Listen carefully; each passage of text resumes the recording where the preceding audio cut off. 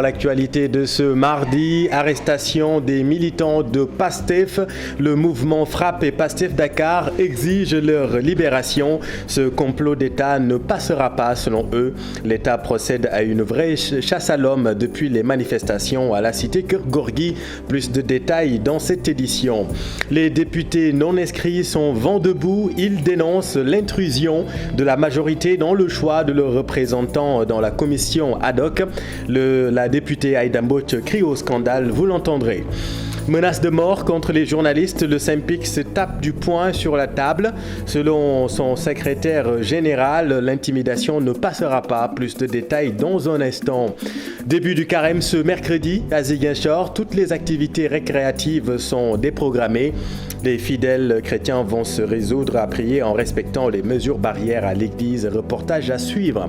Et puis en sport, basket, dernière étape des éliminatoires de l'Afrobasket 2021. Les Lions sont en route pour le Cameroun. Auteur de 3 succès à la première étape, l'objectif est de rééditer l'exploit selon les dirigeants. Voilà pour le sommaire. Tout de suite, le développement.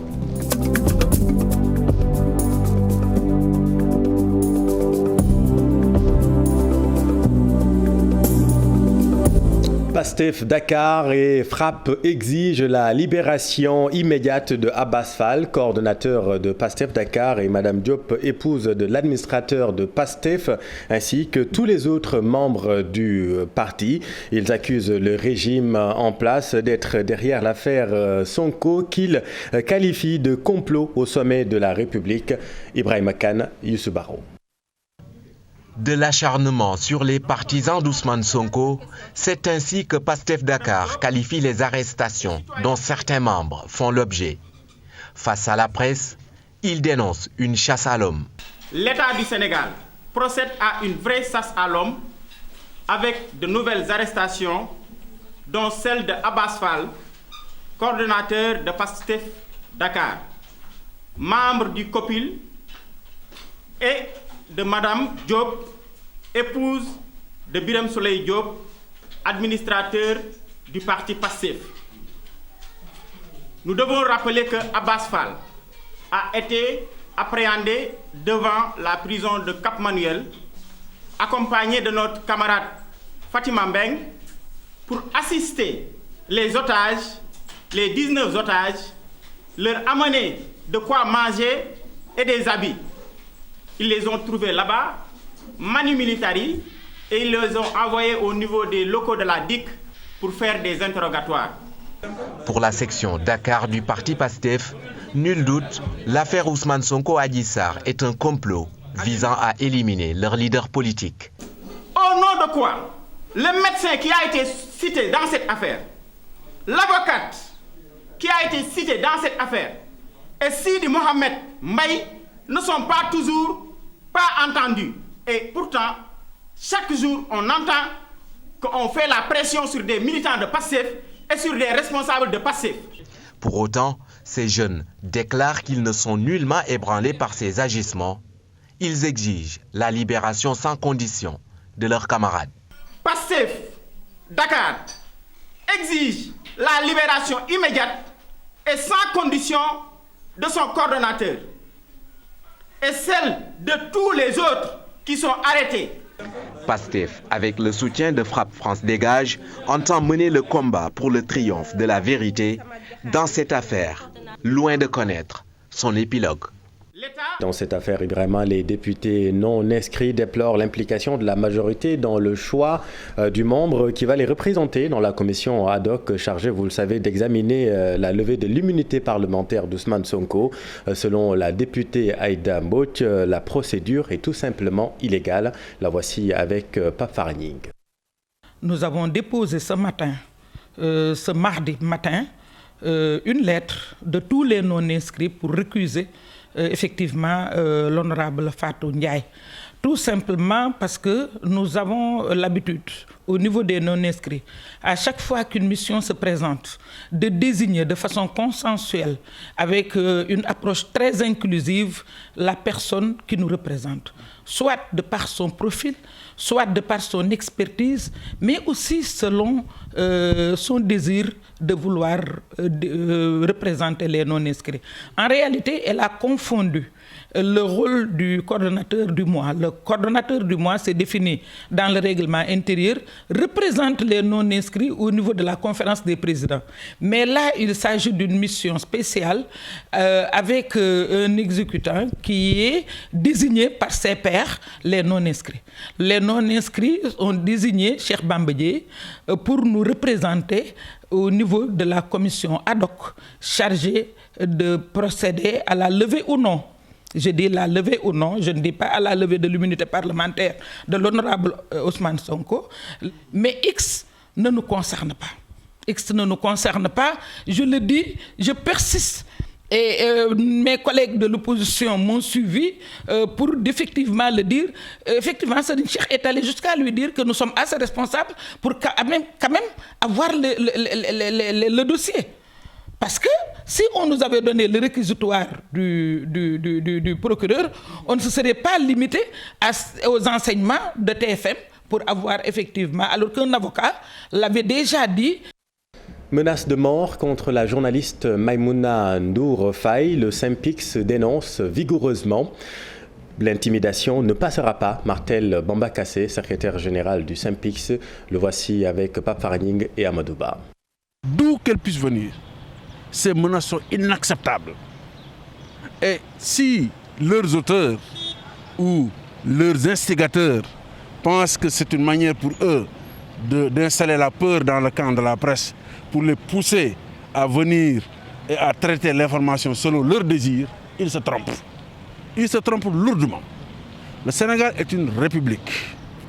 C'est pourquoi le SYNPICS, cette fois-ci, ne se contentera pas seulement de communiquer. Nous sommes en train de nous coordonner entre nous, et nous allons poser des actes forts. Aussi bien au niveau national, avec les autorités du gouvernement du Sénégal, qui sont en charge et de notre sécurité et de la justice, mais également au niveau international. Parce que ce que les gens oublient, nous sommes dans un monde interconnecté. Nous, on n'est pas aux États-Unis, mais nous avons le comité de défense des journalistes, la CPJ, qui est à New York. Si par ailleurs on identifie quelqu'un qui fait des menaces claires, nettes et précises, nous allons transmettre tranquillement le dossier à la CPJ, qui se fera un devoir de commettre un avocat, d'aller voir le procureur ou je sais pas, celui qui poursuit là-bas et d'aller poursuivre cette personne, qui qu'il soit. Nous ne souhaitons pas en arriver à cet extrême. Sur le front du coronavirus, 6 décès, 201 Covid+, et 63 cas graves en réanimation sont rapportés aujourd'hui. Et tous les districts sont désormais touchés. Le pays fait face à une deuxième vague beaucoup plus compliquée. Le système sanitaire souffre énormément également. Le point avec Fatou Nedem. Les hôpitaux sénégalais sont-ils réellement submergés ? Le système sanitaire arrive-t-il à faire face à la situation actuelle ? 29 521 cas d'infection, 712 décès. Ces chiffres ont explosé en une semaine. Nous sommes à 31 476 cas, 760 décès. La région de Thiès enregistre 11 nouveaux cas ce 16 février. Dakar reste l'épicentre de la maladie avec 75 cas ce même jour. Le taux de positivité est environ 13%. Désormais, le pays doit faire face à une deuxième vague beaucoup plus lourde en nombre de contaminations, en décès également. Où se situent les failles ? Le Sénégal a pris des mesures assez strictes. Couvre-feu, état d'urgence, entre autres. Les centres de traitement débordés. Les traitements à domicile difficiles à contrôler. Les urgences mises à l'épreuve, la réanimation incapable de contenir le nombre de cas graves. Plus aucune région, localité n'échappe au Covid-19. Le vaccin, seul espoir aujourd'hui pour éviter l'alerte de l'OMS. L'organisation parle de 5000 morts en Afrique dans les jours à venir. Pour cela également, des défis sont à relever. Défi de ressources financières suffisantes pour avoir des vaccins à temps, réussir la stratégie nationale, il s'agit de convaincre une population jusqu'ici réticente au vaccin. Merci Fatkine. Covid-19 et carême à Ziguinchor, je vous le disais en titre, toutes les activités récréatives sont déprogrammées au niveau de la cathédrale Saint-Antoine de Padoue. Même la fête masquée qui était programmée ce mardi et qui lance le début du carême est annulée à cause de la pandémie. Les fidèles chrétiens interrogés vont se résoudre à beaucoup prier tout en respectant les mesures barrières s'ils doivent se rendre à l'église. Boubacar Diassi et Lamine Bantian. À cause de la pandémie de Covid-19, les préparatifs liés au carême cette année sont réduits au minimum possible à la cathédrale Saint-Antoine de Padoue. Beaucoup d'activités sont supprimées, à commencer par celles prévues ici dans le cadre du Mardi Gras. Beaucoup de préparations, beaucoup de manières de faire, on les a laissées. Même au niveau du quartier, on se préparait pour venir ici la veille, faire une grande activité ici. Donc, ce qu'on appelle le Mardi Gras, c'est une manifestation masquée. Les gens sont masqués, ils fêtent ça et c'est pour marquer le début du carême. Mais malheureusement, cette année, tout a été gelé. Rien, on ne fait rien. Cette année, on est là. Spirituellement, on va fonctionner comme ça, mais sans activité. Le côté religieux, on va faire des conférences, des récollections, faire des causeries, échanger, faire des études bibliques. Tout ça pendant cette période-là, c'est ce qu'on va faire. Mais il n'y aura rien de récréatif. Les prières, il y en aura beaucoup dans les maisons. Oui, vraiment, on va mettre l'accent sur la prière, surtout franchement. Ça, c'est des moments vraiment qu'on doit beaucoup prier pour que cette pandémie puisse partir et que nous puissions avoir la paix parce que les gens sont fatigués. Il y a beaucoup d'activités qui ne marchent plus. Et cette pandémie a beaucoup bloqué, beaucoup gâté. Donc nous allons beaucoup prier pour que Dieu nous aide pour que cette pandémie puisse partir et que nous soyons dans la paix et dans la joie.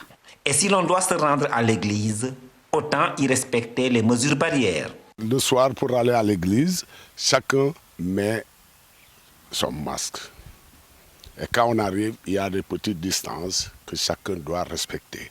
Mais toujours le carême, ça doit exister. Les jeunes ne peuvent pas s'empêcher de se rencontrer, mais là aussi, il faudra respecter les mesures barrières. Mais maintenant, puisqu'il y a la Covid-19, on va changer de méthode. On préfère, même si tu fais la fête, on va se regrouper un peu, 2 ou 3 personnes, porter des masques. Ça, c'est obligatoire, porter des masques. Mais même pendant la pandémie de Covid-19, le carême reste un moment de solidarité et de partage. Effectivement, comme on le dit, carême partage. Quel que soit ce qu'on a, on est obligé de partager avec les autres qui n'en ont pas. Le carême, c'est le partage, ça fait partie, c'est très important. Parce que quand tu fais le carême et que tu ne partages pas, ce n'est pas la peine. Carême partage, il faut soutenir, il faut aider, s'entraider. Même si tu as le peu, il faut partager avec les autres qui n'en ont pas. Encore que le partage est une vertu bien sénégalaise. Merci Boubacar et bon carême à toute la communauté. La Covid-19 tue chez les enseignants également. À ce jour, pas moins d'une vingtaine d'enseignants sont emportés par la maladie à cause d'un laxisme noté dans la gestion de la crise sanitaire selon le QSEMS. Le QSEMS en ordre de bataille contre aller en grève à partir de ce mercredi. Voyons tout cela avec Fatou Bintou Conté et Mohamed Dieng. L'école sénégalaise est contaminée, la pandémie fait des ravages chez les enseignants. En en croire le QSEMS qui révèle que les professeurs meurent de la Covid dans presque toutes les localités du pays. Cet état de fait n'est sans doute pas étranger au décompte macabre d'enseignants emportés par la Covid-19. À ce jour, pas moins d'une vingtaine. Aussi, le QSEMS engage les autorités à prendre rapidement des mesures de protection des acteurs du système atteints de comorbidité. Ce syndicat d'enseignants fustige le quasi-immobilisme du gouvernement dans la mise en œuvre des prêts DMC, du reversement des professeurs de PS dans certains établissements, mais aussi des indemnités du BFM et du baccalauréat qui ne sont pas encore payées. Le directoire fustige aussi le quasi-immobilisme du gouvernement dans la mise en œuvre des accords consignés dans le protocole du 30 avril 2018 sur des points nodaux comme le système de rémunération, l'externalisation du DMC, la création du corps des administrateurs scolaires, l'octroi de parcelles non viabilisées. Abdoulaye Ndoye et ses camarades dénoncent également la discrimination dans le paiement des salaires dans le corps enseignant. Le CUSEMS dénonce aussi la discrimination dans le paiement des salaires des agents du système éducatif et le versement tardif de ceux des sortants de la FASTEF. Il exige des autorités que toutes les mesures soient prises pour que désormais les salaires de tous les agents soient payés en même temps. En ordre de bataille depuis ce mardi, une grève est prévue ce mercredi pour le paiement des indemnités. Covid-19 toujours et plus de 1800 enfants sont contaminés depuis le début de la pandémie. Le nombre de cas a augmenté en 2 mois. La direction de l'action sociale, des spécialistes de la santé et des organisations communautaires de base se sont réunis à Thiès pour une séance de formation destinée aux parents d'enfants contaminés. Voyons tout cela avec Cheikh Anta Diop et Céla Tir. La pandémie dans toute sa complexité touche les enfants. En 2 mois, le nombre d'enfants atteints de coronavirus a augmenté selon la directrice générale de l'action sociale. Au niveau national, au 20 décembre, on avait à peu près 1806 enfants qui étaient touchés par la Covid. C'est 1702 enfants, garçons, et à peu près le reste, ce sont des filles. C'est un nombre très élevé pour des enfants à qui nous devons protection et nous devons également les prévenir pour qu'ils ne subissent pas la pandémie. Et on ne sait pas actuellement quelles pourraient être les répercussions sur leur vie future. C'est pour cette raison qu'elle a réuni l'ensemble des services départementaux des organisations communautaires de base pour les former sur la prise en charge psychosociale des parents et des enfants malades de la Covid-19. Au niveau scolaire, nous faisons tout pour ne pas les sortir de l'école. Nous faisons tout pour que les enfants continuent les apprentissages. Mais nous faisons de sorte que même si les enfants ne vont pas à l'école, qu'ils puissent avoir accès à l'apprentissage. Il y a des modalités d'apprentissage à distance qui se mettent en place pour que les enfants puissent continuer leur éducation et ne pas rester à la maison à ne rien faire. D'ailleurs, un guide a été produit pour permettre à ces acteurs de l'action sociale de savoir comment faire, quelles sont les techniques pour accompagner ces populations touchés par la Covid-19.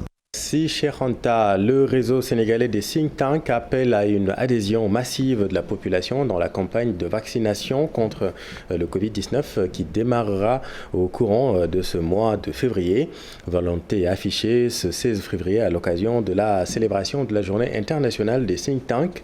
Thème retenu, contribution des think tanks dans la gestion de la pandémie de Covid-19.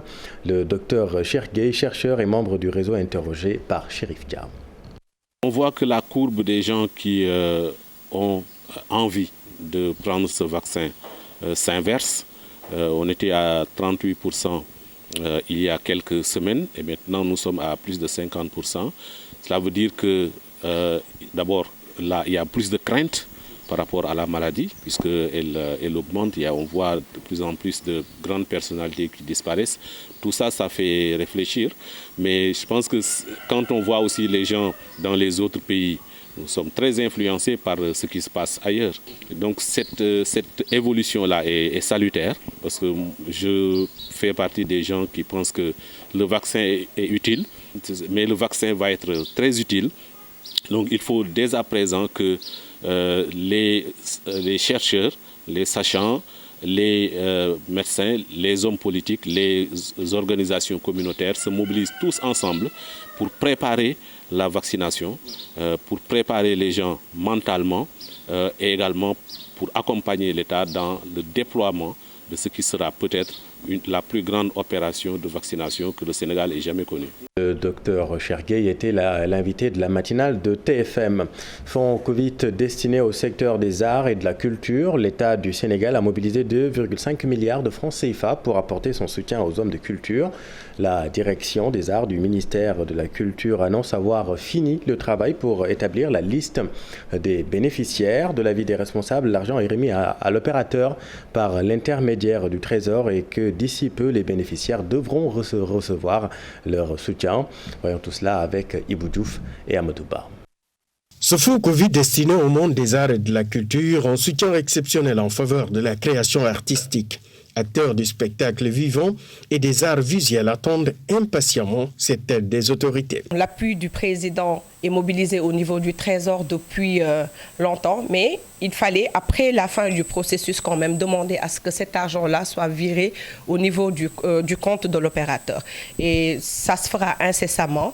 Nous avions pensé que ça se ferait la fin de la semaine dernière. Malheureusement, il y a eu quelques lenteurs, mais nous espérons vraiment que ça se fera demain ou aujourd'hui, cet après-midi même ou demain, Inch'Allah. 2 milliards de francs CFA pour accompagner ces créateurs fragilisés. Cette initiative, la deuxième du genre, devrait s'inspirer des leçons de l'expérience précédente. Et de vérifier les numéros, d'identifier les personnes pour que nous soyons sûrs qu'une fois que l'argent est envoyé, ces personnes-là recevront leur aide. Nous nous sommes évertués pendant une période, plus de 15 jours, à consolider, à vérifier pour pouvoir avoir une liste finale de bénéficiaires. Ce soutien qui était réclamé par certains artistes, d'où ce travail minutieux pour ne léser aucun acteur. 85% du fonds qui va au seul secteur de la musique, du théâtre, de la danse et du conte. Pour tous les autres sous-secteurs qui ne relèvent même pas du secteur des arts vivants, je vais citer la lecture, le cinéma et tout, ils ne font pas 15% du montant qui a été alloué. Donc vous comprendrez aisément pourquoi pour ces gens-là, cette légère différence. Avec plus de 6 milliards de francs CFA de pertes dans le secteur des arts et de la culture, l'État avait initié ce fonds Covid. La direction des arts a fini de faire l'inventaire des bénéficiaires et l'argent est déjà disponible. Les responsables estiment que le compte sera effectif dans les prochaines heures. Ibou et la direction des arts du ministère de la Culture confirment que les 2,5 milliards destinés aux artistes sont envoyés à l'opérateur choisi pour la distribution du fonds Covid. Les opérations démarrent donc dès demain mercredi à destination de tous les bénéficiaires. La fête de Mardi Gras n'a pas été célébrée dans plusieurs établissements de Dakar. Illustration à l'école Les Hirondelles de Mermoz. Là-bas, la décision a été prise pour se conformer aux mesures barrières. Reportage Abdoulaye Diop et Pape Sangoudembaye. Une année pas comme les autres à l'école Les Hirondelles de Mermoz. L'établissement n'a pas célébré le Mardi Gras. Pas de déguisement, ni de musique, encore moins de danse. La Covid-19 est passée par là. C'est la fête de Mardi Gras. Vous allez célébrer ça aujourd'hui? Non. Non, pourquoi? Parce qu'on ne va pas respecter les distances. On se déguise. Zo. Dans ce contexte de la deuxième vague de la Covid-19, l'établissement s'est conformé aux mesures sanitaires édictées par le ministère de la Santé. Au niveau du ministère, comme il y a des indications, comme je vous ai dit tantôt, raison pour laquelle on a réduit même les horaires.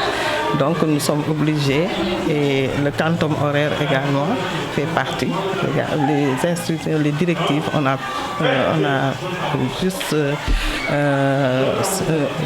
pu se conformer également aux directives. Voilà, parce que il y a l'expansion de la maladie, il y a le port de masque qui est obligatoire et les gestes barrières. Nous sommes obligés de se conformer. La décision de la direction de ne pas célébrer le Mardi Gras n'est pas du goût des enfants, mais l'école a trouvé une alternative. Dans les classes, on leur a parlé et ils savent de quoi cette fête parle. Il n'y aura pas de Mardi Gras, mais on fait ça dans le cœur. Les enfants sont là, ils chantent, ils savent chanter une chanson pour Mardi Gras et tout. On a fait de la peinture. On a fait de la peinture, du coloriage avec le clown pour montrer les enfants comment le clown se déguise. C'est un Mardi Gras. Le Mardi Gras est célébré à la veille du mercredi des cendres qui marque le début du carême. Une journée de joie dans le préscolaire et l'élémentaire. Mais cette année, certaines écoles ont renoncé à cette fête à cause de la pandémie de la Covid-19. Et à Saint-Louis, en revanche, la fête a été célébrée. Les élèves ont mis le focus sur la sensibilisation contre la pandémie en arborant, vous allez le voir, des blouses blanches au Ousseynou Diop à Bibsek. Dans cet établissement scolaire catholique, la fête du Mardi Gras est célébrée dans le respect strict des mesures barrières. On a perpétré la tradition qui est de célébrer avec les enfants, s'amuser, célébrer cette fête, marquer le Mardi Gras pour enfin ensuite entrer dans le temps de carême. Je pense que les enfants ont bien compris qu'il fallait sensibiliser à travers le déguisement, vu que c'est un Mardi Gras spécial. À l'école Saint-Joseph de Cluny, les enfants se sont déguisés en Spider-Man, la Reine des Neiges, Batman, Superman ou encore en tenue traditionnelle. Mais cette année, avec la Covid-19, les enfants ont mis le focus sur les blouses blanches, une manière de sensibiliser les parents sur la gravité de la maladie du coronavirus. Pour sensibiliser mes camarades, parce que le Covid-19 est toujours là, et je donne des masques aux camarades. Il faut porter les masques, se laver les mains régulièrement avec de l'eau et du savon. C'est pour sensibiliser les personnes, les parents, ainsi que les camarades et les élèves. La maladie est très dangereuse, il faut se sensibiliser, porter les masques, ne pas sortir. Une bonne ambiance règne ici dans cette école entre jeunes musulmans et catholiques. On va danser, on va donner des cadeaux au mieux déguisement. À Saint-Louis, les enfants ont joué et dansé pendant des heures, le tout dans le respect strict des mesures barrières. Merci Ousseynou et retour à Dakar. Amélioration de la prise en charge des patients qui souffrent de troubles cardiovasculaires. L'hôpital Dalal Jamm de Guédiawaye renforce le plateau médical de son service cardiologie. Une unité de suivi ambulatoire de l'insuffisance cardiaque est offerte à cet établissement sanitaire par la Fondation Merck. La cérémonie de remise du matériel a eu lieu ce lundi à l'hôpital Dalal Jamm. Nous écoutons à ce propos le chef du service cardiologie Abdul Khan avec notre équipe dans la banlieue de Dakar. Ces équipements comportent plusieurs entités. Il y a d'abord une station de télémétrie qui permet le suivi à distance des patients pour pouvoir reconnaître les patients qui ont besoin d'une surveillance renforcée. Ensuite, il y a d'autres outils tels que des tensiomètres, des holters, des moniteurs de surveillance, des Dopplers, mais également, comme vous le voyez ici, un modèle de cœur anatomique qui permet de communiquer avec le patient et de lui montrer ce qu'est un cœur, à quoi cela ressemble, et pouvoir lui montrer à quoi peut être dû et à quoi peut ressembler sa maladie. Et donc tout ceci pour que les patients comprennent mieux ce qu'ils peuvent avoir, qu'ils s'approprient les messages importants et qu'ils soient eux-mêmes des acteurs importants, ainsi que leur famille bien sûr. Puis un triste anniversaire, 6 policiers tués en plein mois de Ramadan. L'on se rappelle le 16 février 1994. Opposition de l'époque et religieuse s'était mobilisée pour une manifestation sur le boulevard du Général de Gaulle. Des poursuites contre le groupe religieux ont été entamées. Jusque-là, pas de suite. Nous avons rencontré un inspecteur de police à la retraite à la cité police de Liberté 4. Il faisait partie des éléments déployés ce jour-là à Lune Badar revient sur les circonstances, sa peine et les enseignements tirés 27 ans après ces douloureux événements. Maimouna Ndiaye et Tierno Loromendi. 16 février 1994, un souvenir malheureux qui est encore fraîche dans la mémoire de cet inspecteur de police au commissariat du Point E à l'époque. Informé du drame, il s'était vite déployé sur l'avenue Général de Gaulle. Sur place, le constat était amer. Les daïrés de Moussa Zidine qui quittaient la banlieue pour venir à Dakar ont été bloqués à Thiaroye. Un de leurs militants a informé les publics qui étaient au meeting pour leur dire que nos militants sont en train d'être tués au niveau de Thiaroye. Les gens sont rués maintenant vers les policiers jusqu'aux centenaires. C'est là où ils ont tué 6 policiers. L'homme qui fut intendant de Jaraaf pendant 30 ans estime que les enseignements tirés de ces événements sont encore d'actualité. Les mentalités ne sont plus les mêmes. Voilà le problème. Mais sinon, il n'y a rien de changé. Il n'y a pas autre chose de changé. Actuellement, tu ne verras plus les gens prendre des couteaux et des coupe-coupes pour tuer des gens. Quand on évoque ces événements douloureux, c'est la relation police-population qui revient sur scène. Commissaire Lo, comme l'appellent ses proches, pense que certains civils ignorent la mission de la police. La police n'est pas là, elle n'est pas instituée pour agresser les gens ou pour tuer les gens. La police est une disposition de l'État. C'est la force dont dispose de l'État pour faire respecter les règles et les lois. Et il faut que les gens comprennent cela. Il faut que les gens apprennent à comprendre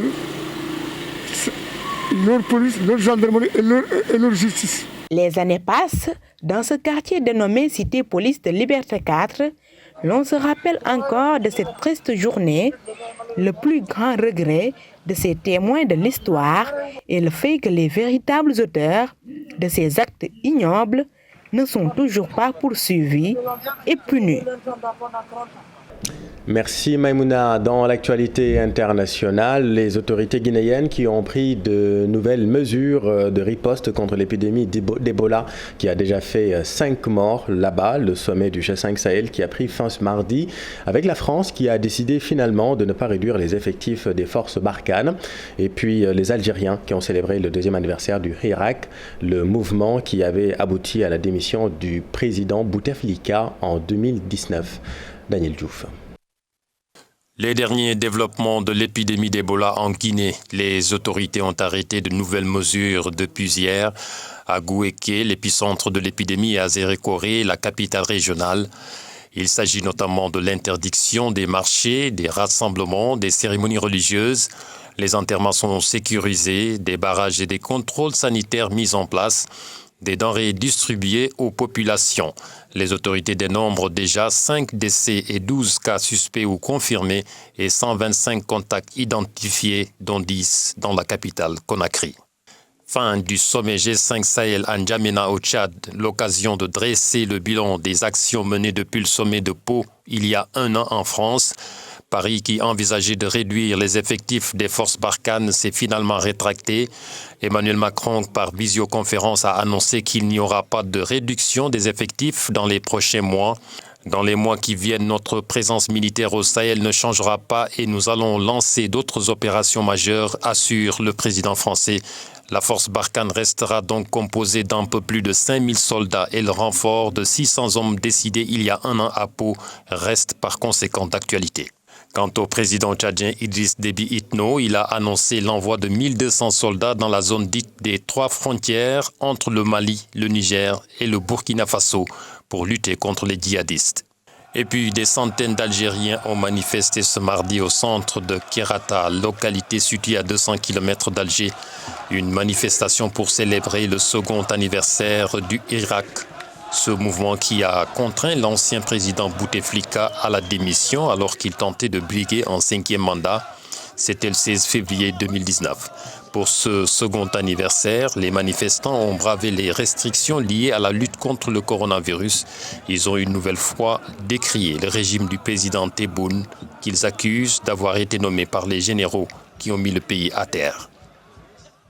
Merci Daniel. En sport, basket, l'équipe nationale du Sénégal rallie en ce moment le Cameroun. C'est pour la dernière étape des éliminatoires de l'Afrobasket 2021 du 19 au 21 février à Yaoundé.